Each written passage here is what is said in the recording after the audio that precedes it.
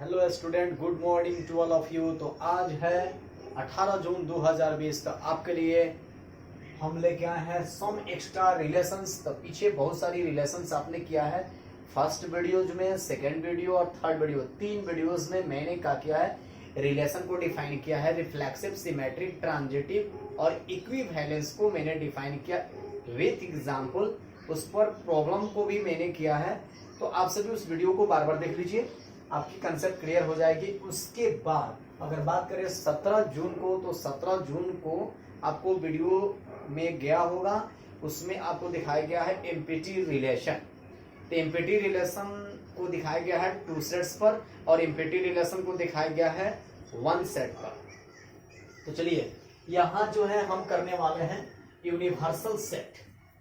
ये लास्ट है, थ्योरी समाप्त। इसके बाद से हम करने वाले हैं आपको क्वेश्चन आंसर केसीसीना और एनसीईआरटी के बुक से। तो अल्टरनेटिंग फिर क्लास रेगुलर चलेगा, केसीसीना एक दिन एनसीईआरटी। तो यहाँ देखिए यूनिवर्सल रिलेशन का सबसे पहले हम लोग हिंदी जान लेते हैं, सार्वत्रिक संबंध। और सार्वत्रिक संबंध यानी यूनिवर्सल रिलेशन क्या है, व्हाट इज यूनिवर्सल रिलेशन। तो यहाँ सब कुछ डिफाइन किया हुआ है कि R is equal to A cross A, यानी कि R is equal to Cartesian product of A cross A, या डायरेक्ट बोल सकते हैं कि R is equal to A cross A is called universal relation. यानी कि अगर रिलेशन इज इक्वल टू आपको नजर आ जाए ए क्रॉस ए, तो समझ जाइएगा कि वो यूनिवर्सल रिलेशन है। तो जैसे मैं एक एग्जांपल लेता हूं, माना कि कोई सेट ए है, चलो भाई कोई सेट ए है तो उससे रिलेशन बना दिया। चलो यहां समझ लो भाई डायग्राम द्वारा कि एक सेट ए है और एक सेट ए है, यानी कि यहाँ सेटों की संख्या ए है। यहाँ 2 बार मैंने लिख दिया इसको। चलो सेट ए में क्या एलिमेंट में ले रहा हूं, 1 3, तो यहां भी 1 3 ही लेना पड़ेगा। अगर मैं कह दूं कि इसकी रिलेशन इससे है, इसकी रिलेशन इससे है, इसकी रिलेशन इससे है, और फिर इसकी रिलेशन इससे है, आपसे मैं कह दूं कि इस डायग्राम को देखकर आप जरा हमें बता दीजिए कि इसकी रिलेशन क्या होगी। तो आपकी रिलेशन का आंसर होगी 1 कामा 1, 1 कामा 3, 3 कामा 1, 3 कामा 3।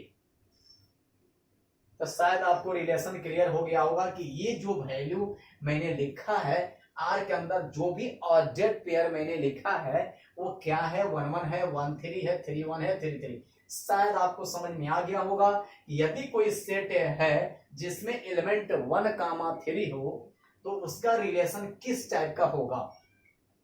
तो 1 1 होगा, 1 3 होगा, 3 1 होगा, 3 3 होगा। तो यदि सेट ए में 2 एलिमेंट ऐसे हो जो इस तरह के हो 1 3, तो उसका रिलेशन इस टाइप का होगा। कहां से आया है, ये कैसे लिखे जा रहे हैं, तो उस चीज को मैंने डिफाइन यहां किया है कि यहां पर एक ही सेट है, ओनली 1 सेट है जिसमें एलिमेंट 1 3 है। तो मैंने सेट ए में शिफ्ट कर दिया 1 3 को, उसी तरह सेट ए में फिर एक सेट ए लिया, उसमें 1 3 को शिफ्ट किया, रिलेशन तैयार किया, 1 को 1 से, 1 को 3 से, 3 को 1 से, 3 को 3 से। तो ये मेरा रिलेशन हुआ। अगर मैं कार्टेशियन प्रोडक्ट की बात करता हूं, Cartesian product of A cross A, यानी कि ए क्रॉस ए भी बोल सकते हैं या कार्टेशियन प्रोडक्ट ऑफ ए बोल सकते हैं। तो यहां देखिए, यहां अगर मैं बात करूं Cartesian product of A Cartesian product of A की बात करें, तो उसमें भी वैसा ही आंसर होगा, 1 1 1 3 3 1 3 3। आप करके देख लो यार, आप करके देख लो यार। यहाँ पर सेट ए है 1 3, तो चलो सेट ए है 1 3, तो ए क्रॉस ए करोगे तो फिर तो वही चीज मिलेगा यार, वही सेम चीज मिलेगा। यहाँ कर लो 1 3, फिर यहाँ पर क्रॉस कर लो 1 3। अब क्रॉस करने चलोगे तो क्या आंसर मिलेगा, 1 का 1 से 1 कामा 1, 1 का 3 से 1 कामा 3, 3 से 1 से 3 कामा 1, 3 से 3 से 3 कामा 3। यानी कि यहाँ पर रिलेशन और Cartesian product of sets A की वैल्यूज जो है सेम है, दोनों की वैल्यू सेम है। जो आंसर रिलेशन की है वही answer Cartesian product of set ए की है। यानी कि मैं यहाँ ए क्रॉस ए जो तैयार कर रहा हूं, यहाँ पर जो ए क्रॉस ए तैयार किया जा रहा है कार्टेशियन प्रोडक्ट ऑफ सेट ए कहा जा रहा है, जिसकी वैल्यू ये 4 पेयर में आए हुए हैं। तो इसको ऑर्डेड पेयर भी बोलते हैं हम लोग। तो ये दोनों की आंसर सेम है। देख लीजिए R इज इक्वल टू एक तरह से सो R इज यूनिवर्सल रिलेशन। जान लीजिए कि यूनिवर्सल रिलेशन तब होता है जब R इज इक्वल टू एक तरह से होता है। कोई सेट ले लीजिए, उससे रिलेशन तैयार कीजिए, फिर उसे एक तरह से तैयार कीजिए। अगर दोनों की वैल्यू सेम आ गई, R इज इक्वल टू एक तरह से आ गई, तो सोच लीजिए, समझ जाइए कि इसे ही कहते हैं यूनिवर्सल रिलेशन, सार्वत्रिक संबंध इसे ही कहते हैं। तो इस पर क्वेश्चन हम लगाएंगे केसीसीना एनसीईआरटी के बुक से। तो चलिए यहाँ ये फिर एक नया मैंने रिलेशन तैयार किया, आइडेंटिटी रिलेशन। आइडेंटिटी रिलेशन का सबसे पहले आप हिंदी जान लीजिए, तादात्म्य संबंध। तादात्म्य संबंध क्या है पहले ये भी बता देता हूं कि तादात्म्य संबंध को यानी आइडेंटिटी रिलेशन को IA से रिप्रेजेंट किया जाता है।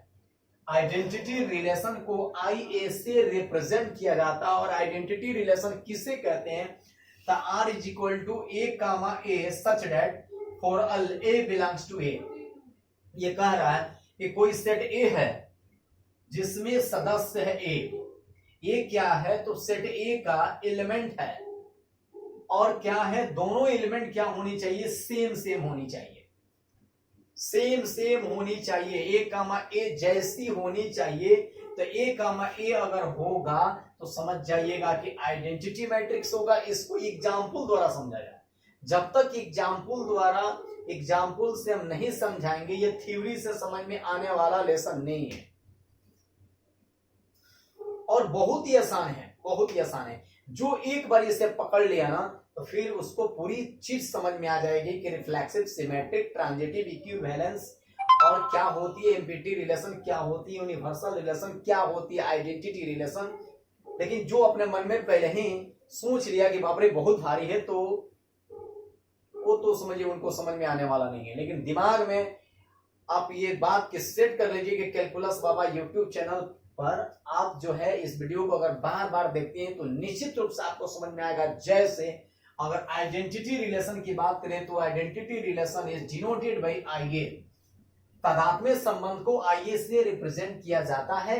उसकी डिफिनेशन, उसकी डिफाइन यहाँ पर की गई है कि आइडेंटिटी रिलेशन कैसे डिफाइन होती है, आइडेंटिटी रिलेशन क्या होती है, उस चीज को यहाँ रिलेशन में दिखाया गया है।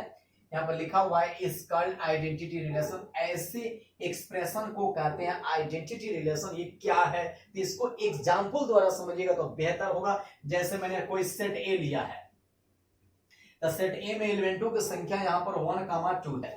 तो कुछ नहीं करना है, यहाँ पर लिखा हुआ है, देखिए थ्योरी में लिखा है कि A कामा A होना चाहिए, माने खुद से रिलेशन होना चाहिए, सेल्फ को सेल्फ से रिलेशन होनी चाहिए। जैसे यहाँ पर सेट A में 1 कामा 2 है, कोई एलिमेंट सेट A के एलिमेंट 1 कामा 2 है, इससे आइडेंटिटी बनानी है। तो आइडेंटिटी बनाने का तरीका है कि 1 है तो इसको लिखेंगे 1 कामा 1, फिर कॉमा का चिन्ह, देखिए कॉमा का चिन्ह है।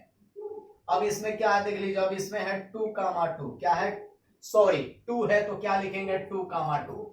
अगर 1 है तो लिखेंगे 1 कामा 1, फिर आगे लिखेंगे 2 है तो 2 कामा 2। यानी कि ये आइडेंटिटी है, ये आइडेंटिटी है। देखिए ये आइडेंटिटी है। आइडेंटिटी का ये रूल है कि इससे ज्यादा नहीं होना चाहिए और इससे कम नहीं होना चाहिए। मतलब ये बताता, आइडेंटिटी बताता है कि खुद का सिर्फ होना चाहिए, खुद का होना चाहिए, कोई दूसरा अदर नहीं होना चाहिए, कोई अदर दूसरा नहीं होना चाहिए। बस इतना जानिए, आइडेंटिटी कहता है कि अदर नहीं होनी चाहिए, जो मेरा एलिमेंट है बस उसका पेयर होनी चाहिए। A है, यहां देखिए A है तो 1 है तो हो गया 1 1, एक पेयर हो गया। फिर 2 है तो 2 2, ये आइडेंटिटी है।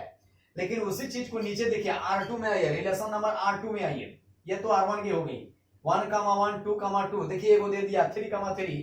ये आपकी आइडेंटिटी नहीं है।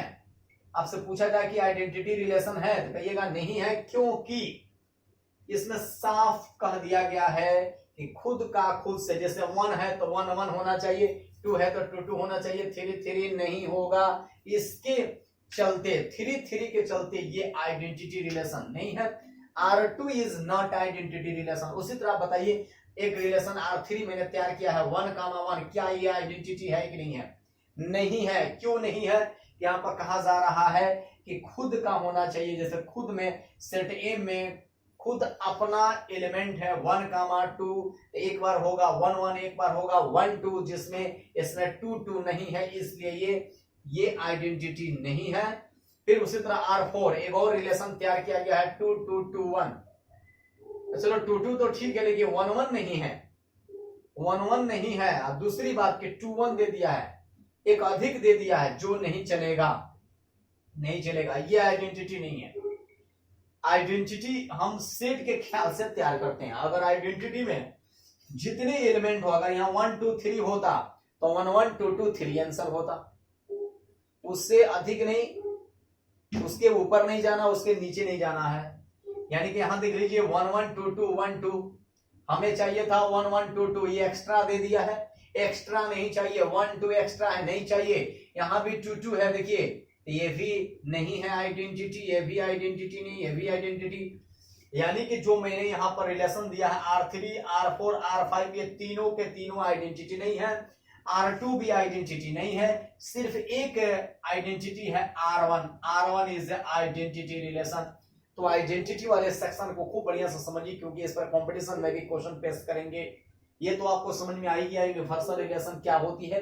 R = A + A को कहते हैं यूनिवर्सल रिलेशन। इसमें खास बात यह है कि R जो होना चाहिए वो A + A के इक्वल होना चाहिए। जो रिलेशन होनी चाहिए वो कार्टेशियन प्रोडक्ट ऑफ सेट ए के इक्वल होनी चाहिए, तब होगा यूनिवर्सल रिलेशन। आइडेंटिटी रिलेशन को IA से रिप्रेजेंट किया जाता है, सबको पता है। इसमें खास बात क्या है कि जो एलिमेंट, जो सेट हम लेते हैं उसके एलिमेंट के अनुसार यहाँ पर पेयर होनी चाहिए। 1 है तो 1 1, 2 है तो 2 2, इससे एक्स्ट्रा नहीं होना चाहिए, एक्स्ट्रा नहीं होना चाहिए। बस इससे एक्स्ट्रा कम या ज्यादा एक्स्ट्रा नहीं होनी चाहिए। जिसमें इसमें एक्स्ट्रा है ये नहीं होगा, इसमें भी क्या है, अधूरा है। हमको चाहिए 1 1 2 2, तो इसमें 1 1 है, अधूरा है। ये एक्स्ट्रा है, ये भी अधूरा है। एक्स्ट्रा अभी था, अधूरा है, एक्स्ट्रा भी है और अधूरा भी है। और इसमें क्या है कि एक्स्ट्रा है, इसमें एक्स्ट्रा, एक्स्ट्रा आइडेंटिटी में नहीं चलेगा। बस सेट जो लिए हैं उसमें जितने एलिमेंट है उसका पेयर होनी चाहिए। जैसे 1 है तो 1 1, 2 है तो 2 2, ये आइडेंटिटी है। उम्मीद करता हूं कि इस वीडियो के माध्यम से आपकी आज अभी जो है यूनिवर्सल रिलेशन और आइडेंटिटी रिलेशन वाला सेक्शन आपको समझ में आ गया होगा। तो आप इस वीडियो को बार बार देखिए। निश्चित रूप से मेरा विश्वास है, ऊपर वाला का नाम लीजिए, गॉड का नाम लीजिए, निश्चित रूप से ये रिलेशन वाला चैप्टर आपको जरूर मजा आएगा। अब कल जो है हम क्वेश्चन आंसर शुरू करेंगे, अल्टरनेटिव NCERT एक दिन कैसे। धन्यवाद जी। आप सभी को एक चीज मैं क्लियर कर देना चाहता हूं कि कैलकुलस बाबा साइंस अकेडमी यूट्यूब चैनल पर तो आप पढ़ ही रहे हैं, लेकिन यदि आप चाहते हैं कि फुली NCERT और केसी सिन्हा की पूरी सॉल्यूशन 100% आपको चाहिए, तो आपको मेरे ऐप्स से जुड़ना होगा जी। आपको सभी को लिंक भेज दिया जाएगा।